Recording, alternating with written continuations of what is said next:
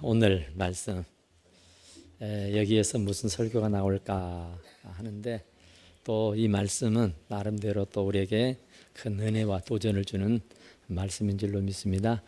아브라함이 이제 죽습니다. 175살이 돼서 그래서 참 파란만장한 그런 인생을 종지부를 찍게 되는데 그러기에 앞서서 이 아브라함이 얼마나 지혜로운 사람인가 하는 것을 우리가 잠깐 배워야 할 부분이 있습니다. 아브라함이 100살에 이삭을 낳았어요. 그리고 이제 사라는 부인이 죽고, 그리고 이제 이삭을 장가도 보내고, 그리고 당신 나이가 137살이었을 때에 구두라라가는 후처를 얻습니다. 그러니까 이 아브라함은 일생 175살을 사는 동안에 3명의 여인을 거느렸어요. 첫째는 사라, 그리고 그의 종 하갈, 그리고 오늘 본문에 나오는 그두라. 그런데 희한한 것은 사라는 아들을 하나 낳습니다. 그리고 하갈도 아들을 하나 낳습니다. 그런데 그두라는 6명의 아들을 낳아요. 그러니까 대단하죠. 정말 137살에 장가를 가서 이제 학자들에 의하면은 장가 갔다 그래요. 후처일지라도 본처가 죽어버리고 나니까 137살에서야 다시 후처를 얻어서 결혼을 했다. 그래서 그 사라에 6명의 아들을 낳았다. 그래서 아브라함의 자식은 총 8명입니다. 그런데 8명인데 큰아들이라고 할 수 있는 하갈이 낳은 이스마엘, 그는 자기의 본분을 망각한 채 사라에게 대들고 사라에게 미움을 받아서 결국은 쫓겨나 버리고 말았어요. 그래서 이제 이스마엘이 이슬람 나라의 이제 대지주가 되는 거죠. 그리고 나서 이제 100살이 되어서야 비로소 아브라함이 이삭을 낳았습니다. 이삭을 낳아서 하여튼 이런저런 일들이 있었지만 잘 살고 장가도 보내고, 그래서 이제 그두라가 저로 들어와서 자식을 낳아서 6을 거느리게 됩니다. 그런데 이제 아브라함이 문제입니다. 왠고하면 당신이 천년만년 살 수가 있는 게 아니고 이제 당신이 기력이 쇠하고 여기 보니까 나이가 지긋하게 되어서 이제 아브라함의 향년이 175세더라. 그의 나이가 높고 늙어서 기운이 다 빠진 겁니다. 그래서 자기의 명을 다 했더라 그 말이에요. 그러니까 이것도 참 굉장한 축복이죠. 자기 명을 다 누리고 살았다는 것이 큰 축복이죠. 그때도 뭐 병에 걸려 죽는 일도 있고 사고를 당해서 죽는 일도 있고 말이죠. 이런저런 일들로 죽는 일들이 참 많은데 한번 돌림병이라도 오면은 거기 있는 사람들이 다 죽고 살지 못하는 일들이 흔히 있었던 거잖아요. 그런데도 불구하고 175년을 그래도 이렇게 건강하게 살아게 되었다 그럽니다. 그런데 이제 아브라함이 죽을 걸 생각하니까 이삭이 걸리는 겁니다. 이삭은 하나님이 축복해 주신 아들이고 그 아들을 통해서 천하 만민이 복을 받아야 되고요. 그런데 이 아브라함이 죽고 나서 과연 이삭이 어찌 살 것이냐. 그러니까 이스마엘도 내쳐버렸어요. 큰 아들이지만 정말 하갈이 낳아준 정말 굉장한 유한이 되는 그런 아들이었지만 내치고 말았죠. 그래서 아브라함은 정말 그럴 마음이 없었지만 가정의 평화를 위해서 그를 내치고 말았죠. 그리고 이제 아브라함이 이삭을 낳고 정말 굉장히 기뻐했어요. 즐겁고 행복했습니다. 그래서 이제 그 이삭을 데리고 함께 살다가 이제 그 아내가 죽어버리고, 그리고 이제 다시 그도라를 통해서 장가를 가고 자식을 낳습니다. 그런데 요는 아브라함이 죽고 나서 어찌 될 거냐, 그죠? 그러니까 그두라의 자식은 6이다고요. 거기다가 이스마엘까지 더해버리면 7입니다. 그러니까 첩의 아들이 7이고 본체 아들은 1명이라고요. 그러니까 이들이 마음만 먹으면 이삭은 요리조리 마음대로 요리해 버릴 수가 있단 말이죠. 그래서 아브라함은 지혜롭게 이 이삭에게서 그두라의 자식들, 이 사람들을 멀리 띄어놔야 되겠다는 생각이 들었습니다. 왜냐하면 가까이 있다 보면은 이들이 의기투합을 해가지고 이삭을 해코지할 것이 뻔하기 때문에요. 이유를 불문하고 이삭은 잘 지켜줘야 됩니다. 이삭을 통해서 메시아 예수 그리스도가 태어나야만 하는 거예요. 그리고 그를 통해서 천하 만민이 복을 받아야 해요. 그런데 그가 중간에 이 배다른 자녀들이 들고 일어나서 이삭을 어찌하기라도 하면은 이건 큰 낭패입니다. 그래서 아브라함은 눈을 감기 전에 자기의 재산을 분배를 해줍니다. 그때 당시의 법으로는 첩의 아들들에게는 재산을 상속하지 않아도 됐습니다. 그런데 아브라함은 그 첩의 자식들에게도 재산을 상속을 해줍니다. 아브라함이 그 당시에 최고의 부유한 사람이었고 최고의 재산가였습니다. 어찌나 많은 은금이 있었고 얼마나 많은 그 짐승들이 있었는지 말로 형용할 수 없을 만큼 큰 부유함을 누린 사람이에요. 그래서 그 많은 재산들을 이제 6명의 자식들에게 골고루 나눠줍니다. 그리고 거기에 그두라까지 곁들여서 그들을 이삭에게서 멀리 떠나버려 버립니다. 동국이라고 하죠. 그러면 아마 동쪽 끝일 겁니다. 그러니까 지금이야 교통이 좋으니까 마음만 먹으면 마음대로 오갈 수가 있지만 그때는 땅끝에서 땅끝은 도저히 상상할 수가 없어요. 그래서 한번 가면은 다시 되돌아올 수가 없단 말이죠. 그래서 아브라함은 그들에게 사는 동안 아무런 불편함을 느끼지 못하도록 물질을 풍부하게 줍니다. 그래서 그들이 먹고 사는 문제 때문에 힘들어하지 아니하도록 그가 가진 재산을 이 6명의 자녀들에게 싹 분배를 해주고 그리고 그의 어머니 그두라를 앞장 세워서 그들을 저 머나먼 동국으로 내쫓아 버립니다. 망명을 보내버린 거예요. 다시는 이삭의 원두리에 범접하지 못하도록. 그래서 완전하게 이삭을 지켜내기 위한 수단이고 방법이었습니다. 그래서 이들이 그두라 어머니를 앞세우고 바로 그 머나먼 땅으로 망명을 가게 돼요. 그런데 참 놀라운 것은 아브라함입니다. 아브라함이 137살에서야 그 부인을 받아들이게 되고 거기에서 자식을 낳아서 알콩달콩 살고 있을 때요. 그런데 이삭 한 사람을 지키기 위해서 그 사랑하는 아내며 사랑하는 자식들을 다시 돌아올 수 없는 오지로 내몰아 버린다는 것은 정말로 아브라함으로서는 마음이 너무 아프지 않을 수가 없습니다. 정말 이게 사람의 생각 같으면 사람의 일 같으면 그럴 수가 없지요.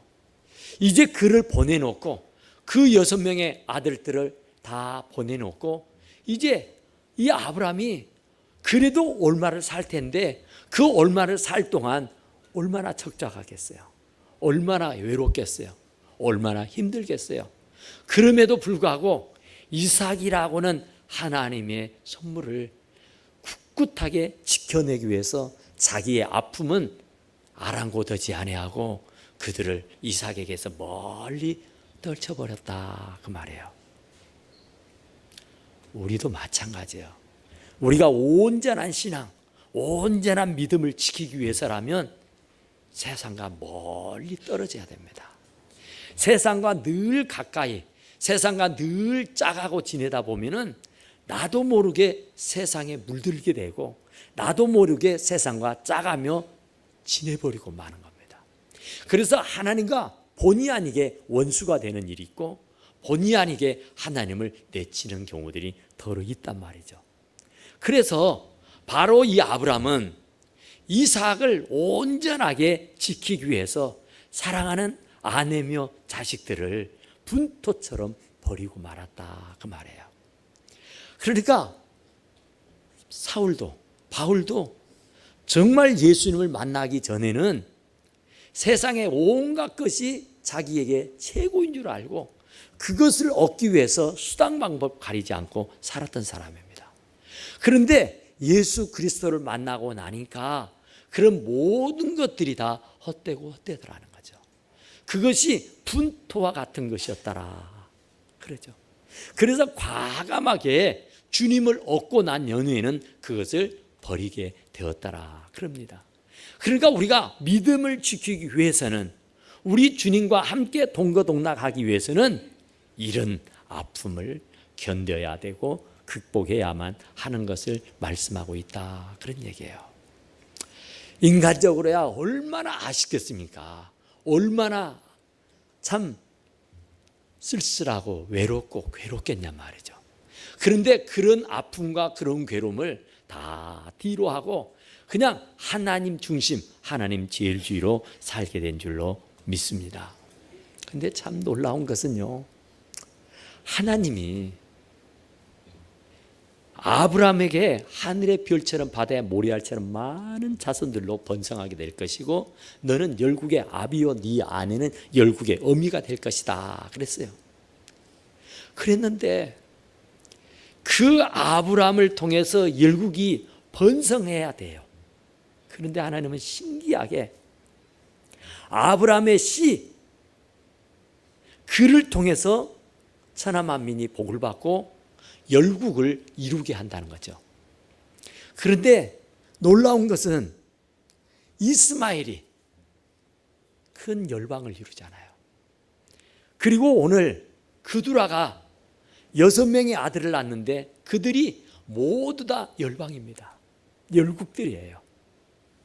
여기 우리가 다 읽어봐도 6명의 이름이 나오지만은 그 6명 중에 우리가 들었을 법한 이름들이 몇 개 있습니다.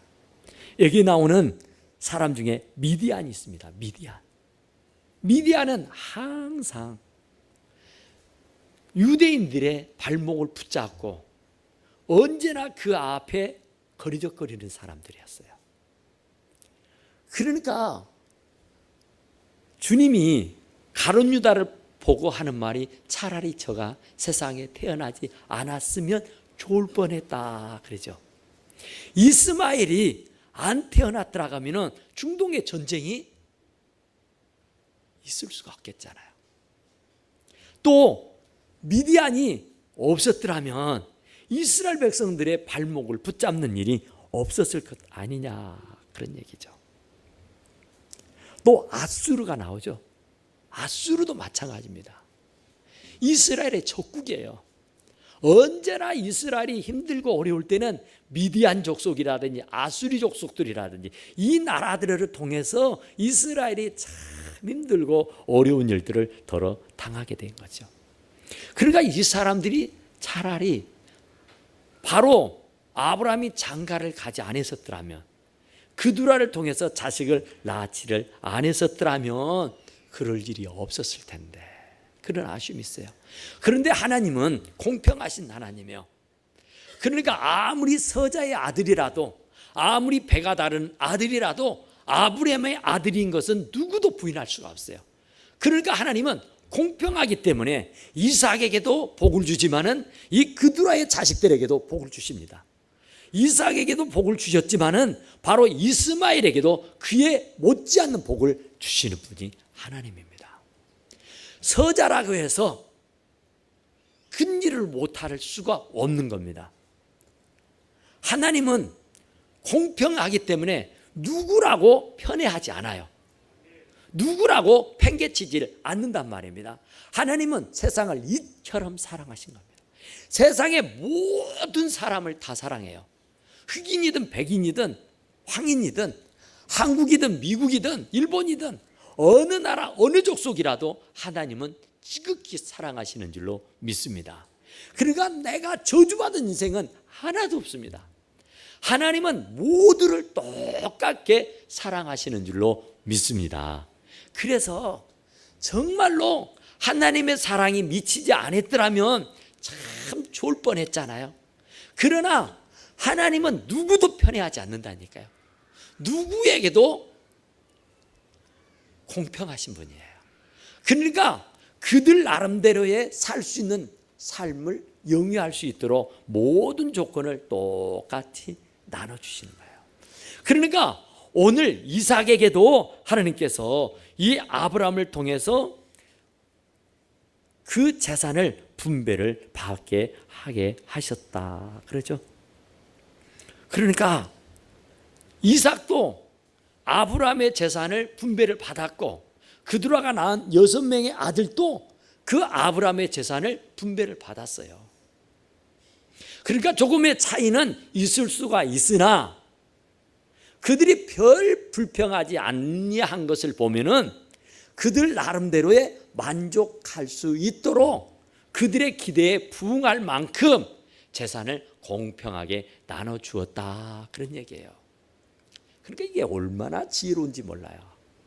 그러니까 아브라함이 죽을 날이 가까우게 되니까 그가 그렇게 고생해서 벌어놓은 재산이 아무짝에도 당신에게는 필요 없음을 깨달아 알고 그것을 자기의 자손들에게 공평하게 나누어서 그들이 살 수 있는 길을 열어주게 되었더라. 그런 얘기예요. 그러니까 이게 지혜입니다. 한 푼도 가져갈 수가 없어요. 그러니까 살아있는 생시에 그 내가 조금이라도 재산을 가지고 있다고 하면 그걸 현명하게 분배를 해줘야 됩니다. 그래서 누구도 불평하지 아니하고 누구도 다 순응하고 이해할 수 있도록 말이죠. 그런데 아브라함은 그 많은 재산을 나눔에도 누구 하나 불평 불만을 터뜨린 이가 없었단 말이죠. 그러니까 얼마나 지혜롭게 분배를 잘했는지 알 수가 없습니다. 그런데 또 놀라는 것은 그두라입니다. 그두라의 이름의 뜻은 향기랍니다.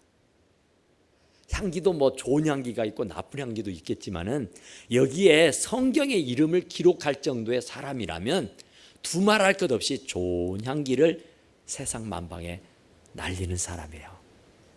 그런데 바로 이 그두라가 참 훌륭한 것은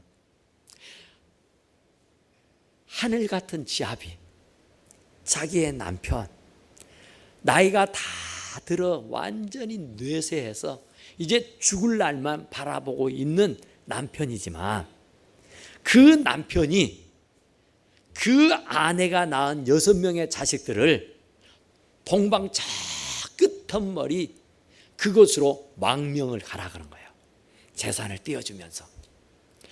다른 보통 여자 같으면 내가 왜 가느냐고 앙칼을 부리고 대들고 따지고 난리를 했을 겁니다. 그런데 이 그두라는 남편의 말에 아멘 하고 순종한 겁니다.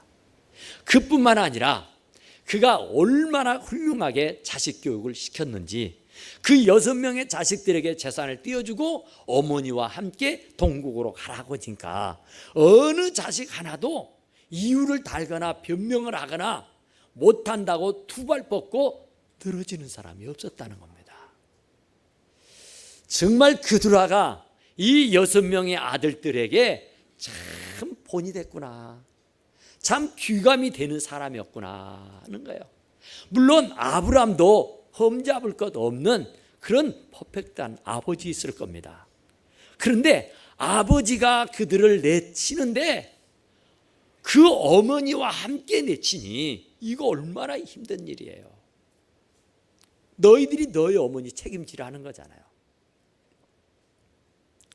그런데도 이 6명의 자녀들이 누구 하나 못하겠다, 안 되겠다, 할 수 없다 이렇게 시비를 거는 사람이 하나도 없었다는 겁니다. 얼마나 가정교육이 잘 됐으면 그럴까요? 애비가 어미가 가라면 가고 오라면 오고 서라면 서고 이래라면 이라고 저라고 저라면 이보다 더 좋을 게 어디가 있겠습니까? 정말 이리 밖에 살아게도 누나를 부리키고 이래라 하면은 내가 왜 해야 되느냐고 따지고 난리를 칠 법하잖아요.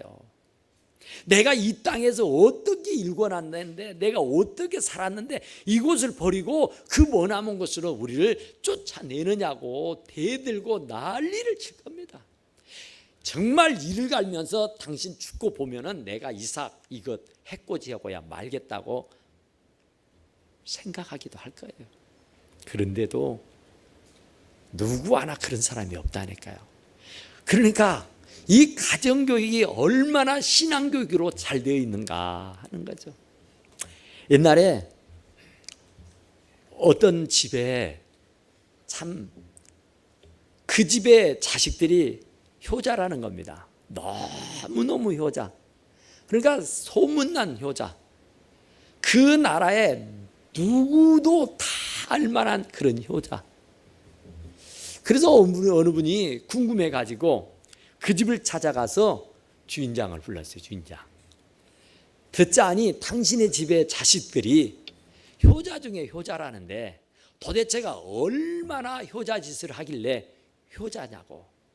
아니 어떻게 효자하길래 이렇게 세상이 떠들썩하게 알 수가 있느냐고 물었어요.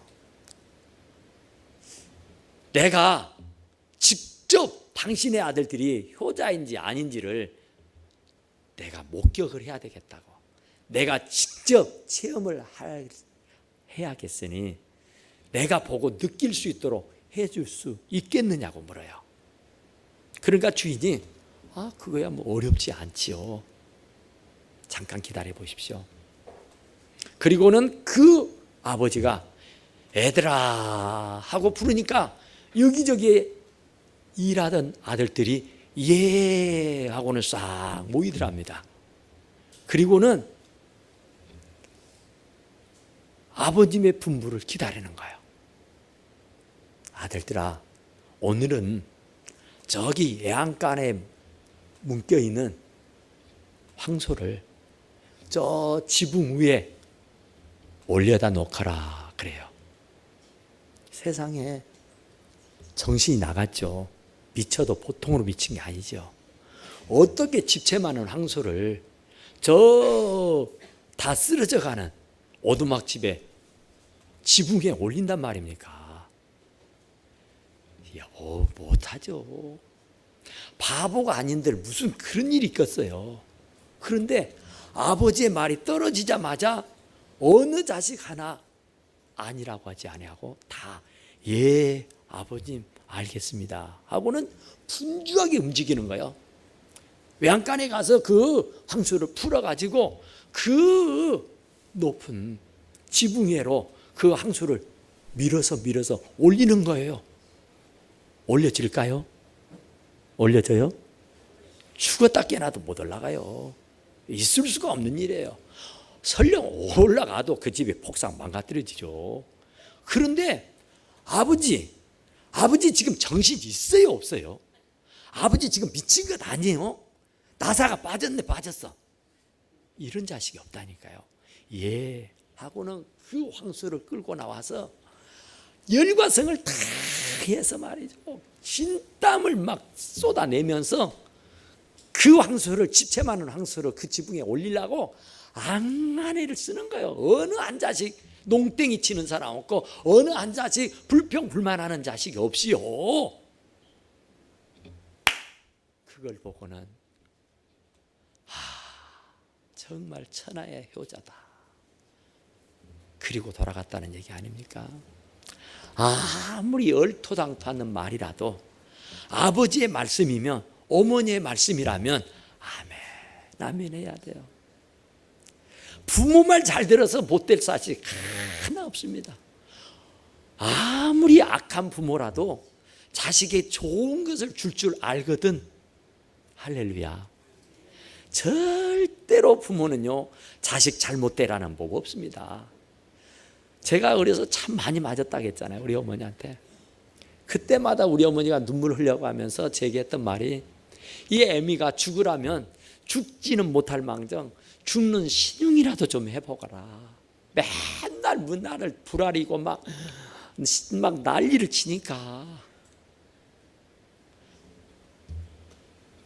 애미가 무슨 말을 좀 하면은 죽으라면 죽지는 못할 망정 죽는 신용이라도 좀 해봐라는 거예요. 공부하라면 공부 신용이라도 좀 해봐라는 거예요. 심부름 하라고 하면 심부름 하는 신용이라도 좀 해봐라는 거예요.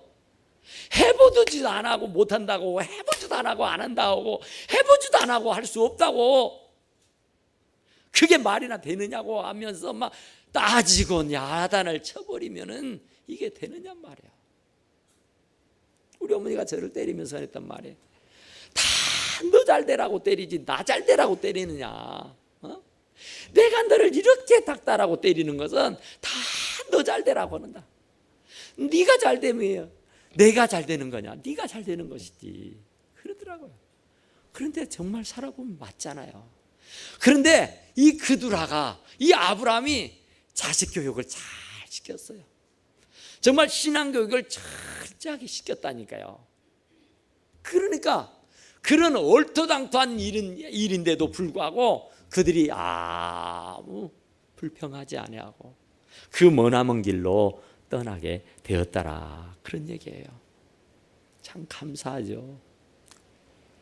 정말 부모 말을 잘 듣고 부모의 말을 대접하고 부모의 말에 순종하는 거, 이건요 부모가 향기를 날리지 않으면 안 되는 거예요. 부모가 본이 안 되면, 부모가 귀감이 안 되면 어찌 자식들이 따르겠어요? 생각이 있는데, 자기 나름대로 다 지식이 있고 생각이 있는 사람들인데, 평소에 우리 아버지가, 평소에 우리 어머니가 얼마나 신앙적이고 얼마나 믿음으로 살려고 몸부림을 쳐왔는가 하는 것을 옆에서 피부로 느껴왔던 사람들은 우리 어머니가 팥으로 매주를 쓴다고도 믿어요. 그 황소를 밀고 저 지붕 위로 올려놓으라 해도 한단 말입니다. 따지고 대들고 야단하지를 않는다니까요. 그러니까 야단할 뻔 하잖아요. 대들 수 있을 만하자, 불평할 수 있을 만하자. 그런데 어느 한 자식 불평하는 이가 없다니까요. 할렐루야.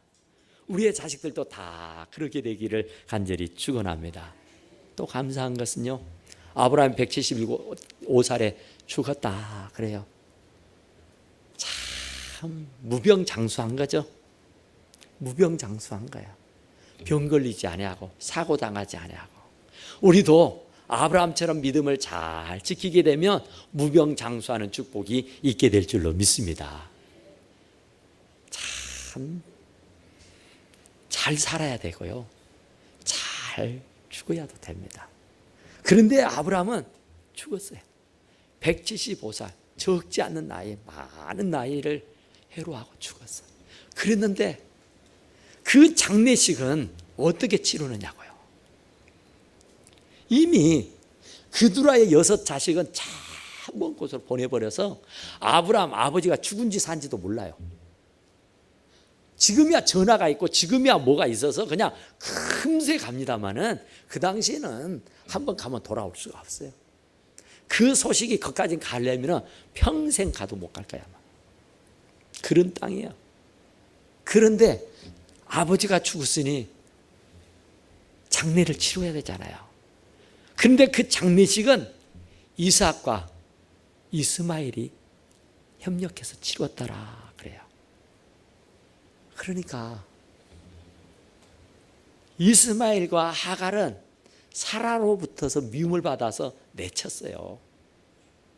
그런데 정작 아버지가 돌아가시니까 이 이삭과 이스마엘이 의기투합을 해가지고 이 아브라함의 장례를 잘 치렀더라 그런 말이에요.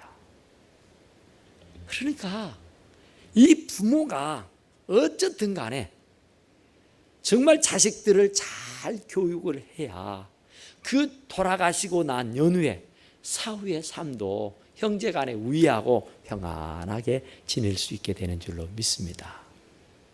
그래, 그가 죽어서 이 두 아들이 장례를 치르는데 그가 해족속 댁에서 400세겔을 주고 땅을 샀잖아요.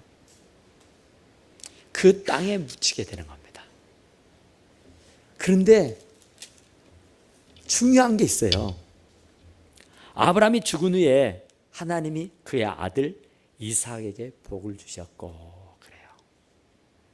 복이 당대에 끊어져 버리면 그 복이랄 게 없습니다. 아브라함은 누가 뭐라 해도 거부였습니다. 누가 뭐라 해도 아브라함은 하나님으로부터 어마어마한 전무후무한 그런 복을 받은 사람이에요. 그런데 본인은 전무후무한 복을 받았다 할지라도 그 자손들에게 복이 내려가지 않는다면, 흐르지 않는다면 그건 복이라 할 것이 없습니다. 그런데 아브라함이 받은 복이 바로 그 아들 이삭에게로 흘러가게 되었다. 그러니까 하나님께서 아브라함에게 주셨던 그 복을 바로 이삭에게도 주셨다. 그런 말입니다. 그러니까 여러분들의 복이 여러분들의 자손들에게까지도 순순히 흘러갈 수 있게 되기를 간절히 축원합니다. 여러분들이 가진 온갖 은혜와 복이 여러분들의 자자손들에게 계속 흘러가서 여러분들의 가문이 다 하나님께 영광 돌려드리는 그런 복된 가문들이 다 되실 수 있기를 간절히 축원합니다. 기도합시다.